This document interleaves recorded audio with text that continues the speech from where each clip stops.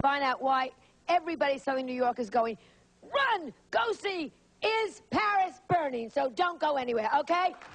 Okay. All right.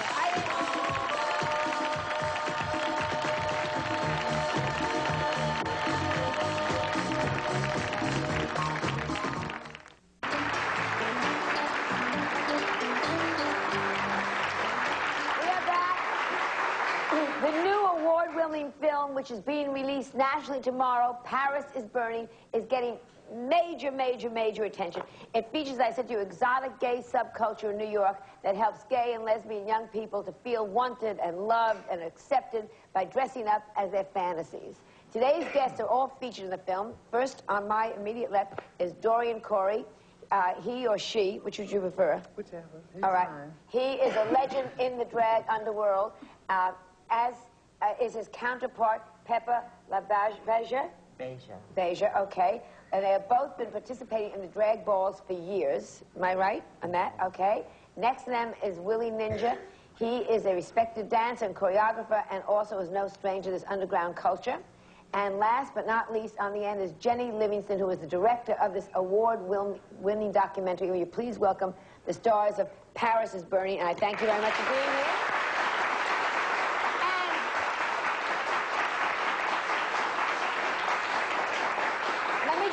Let me start with you, Jenny. Why is it called Paris? I said Is Paris Burning because that's one of my favorite books. Why is it called Paris is Burning? It's named after an annual drag ball given by Paris Dupree called Paris is Burning. Okay. And there's also a line in the film where Willie says, I don't want to take voguing just to Paris is Burning. I want to take it to the real Paris and make the real Paris burn. So the title refers to crossover and burning desire and things like that. But it's much more. I mean, when they first said to me, we're going to do a show today, and we're going to do it on a drag ball and all this, I thought, we've done it, you know? And then I watched, we've done it, we've all seen it. We've seen it on Donahue, we've seen it on Oprah, we've seen it on me, we've seen it on Sally Jesse, even Regis and Cuddy talk about it. They dressed the kid up once, you know. So, but it's so much more than just a ball. It started, I mean, it's really a way of life for everybody now. It started way back in the 50s. In the 50s. Who started it now? Well, I wouldn't be able to tell you who started it, but I know it started back in the 50s because I was little, and they used to have balls on 155th Street and 8th Avenue, and a ballroom where only a small minority of people would go once a year. Once a year. And they would have a ball for all the gay kids in the city that would come. And then it graduated, like they had one out in Long Island, where up in Harlem on 158th Street, 155th Street, I mean, there was like the blacks and the Spanish would go to Rockland Palace. They would have once a ball a year. Once a year. And then out on Fox, and Daisy D, which was a big white queen, had the ball for the white queens way out in Long Island. So when did it start becoming integrated? It's totally integrated now, and it's not just gays. It's oh, a lot of people come in. When did it integrate? It started in the 60s. Late 60s, early 70s. And it's much more than once a week. Once a year now. It's once or twice a month. It went from being a downtown big ball, where there was only like 3 or 4 a year, then it went uptown and diversified out to become a much more multi-category ball. What it is, and let me just explain again for people, they have all, first of all, everyone gets trophies, which is great, okay, but they're not just for the best drag, you know, or the most outrageous costume. It's something much deeper than that. Can you explain, Jenny? Well, I think that drag is a term that you probably couldn't even use to describe all of the categories. A category is sort of like at a fashion show. You have sportswear, evening wear, swimwear, and the ball has that too. But there are femme queens who are you know, dressed as Pepper and Dorian are, like women, and there are butch queens like Willie who, you know, look like guys. And there's a category called realness.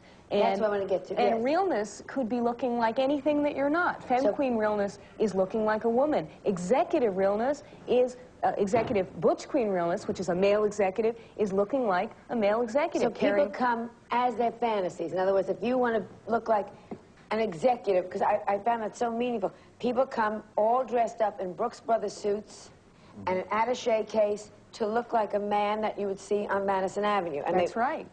With all the accessories inside. All the accessories inside. You remember you open the attaché case? The World Financial Times, the gold pens. They bring little computers. So what, it becomes a fantasy. It's like a dress-up to say, tonight I am going to be an executive, or tonight I'm going to be, which I thought, preppy students, I thought was fascinating. People come dressed as preppy students. Or even, there's a category called Banji Boy and Banji Girl, which means a tough boy or a tough girl in the street. So even dressed like a straight, heterosexual mugger. You know, right. I mean, it's really anything that you're not, and might want to be, or might want to make fun of in some cases. Why is it so popular that it can happen twice a month? Now, what does this do for the people that go to the ball? You, I understand, because you get a chance to look fabulous and glamorous.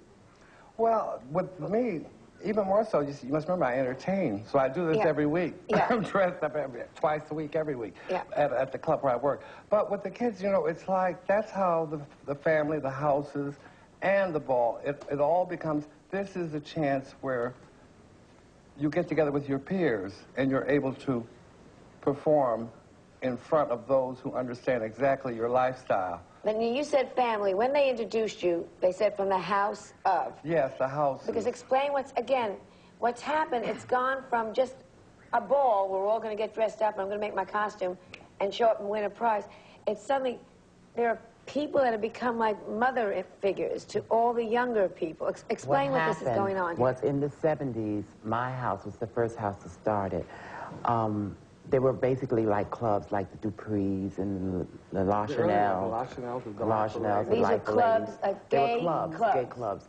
And as the La Beiges became a house, we started calling ourselves houses after the fashion houses.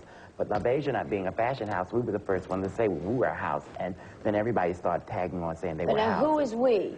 Your Well, name is LaBeija. Pepper LaBeija, Yes, there was but Crystal LaBeija and Subway LaBeija. At that time, it was only drag queens. These are your friends that all took your name? Yeah. No, I didn't. I took Crystal's name. Crystal was the mother of the house. All right, so Crystal LaBeija was someone that went to balls. to balls. She competed against the, excuse the expression, the white drags. Right. Painted white and won over some white queen sometimes. Okay, so now you said, I'm a friend of Crystal, so I'm going to be called I was part of like the her House of daughter, LaBeija. and Now, I what joined is the house. being head of the house, which is where they introduced you now? Yeah, because What do Crystal's you went do on. as head of the house?